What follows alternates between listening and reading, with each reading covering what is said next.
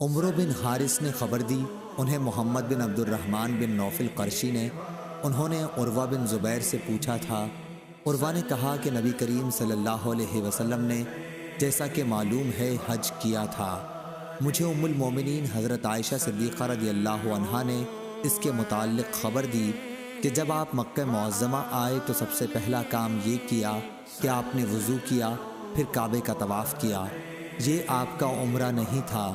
اس کے بعد ابو بکر رضی اللہ عنہ نے حج کیا اور آپ نے بھی سب سے پہلے کعبے کا طواف کیا، جبکہ یہ آپ کا بھی عمرہ نہیں تھا۔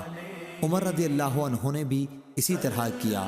پھر عثمان رضی اللہ عنہ نے حج کیا۔ میں نے دیکھا کہ سب سے پہلے آپ نے بھی کعبے کا طواف کیا، آپ کا بھی یہ عمرہ نہیں تھا۔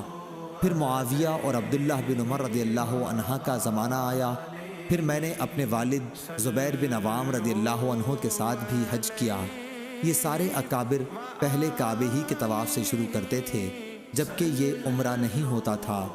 اس کے بعد مہاجرین و انصار کو بھی میں نے دیکھا کہ وہ بھی اسی طرح کرتے رہے اور ان کا بھی یہ عمرہ نہیں ہوتا تھا۔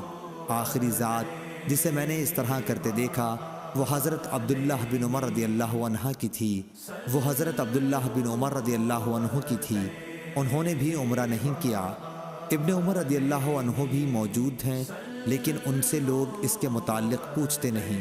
اسی طرح جو حضرات گزر گئے ان کا بھی مکے میں داخل ہوتے ہی سب سے پہلا قدم طواف کے لیے اٹھتا تھا، پھر یہ بھی احرام نہیں کھولتے تھے۔ میں نے اپنی والدہ اسماء بنت ابی بکر رضی اللہ عنہا اور خالہ عائشہ صدیقہ رضی اللہ عنہا کو بھی دیکھا کہ جب وہ آتیں تو سب سے پہلے طواف کرتیں اور یہ اس کے بعد احرام نہیں کھولتی تھیں۔ صحیح بخاری حدیث نمبر 1641۔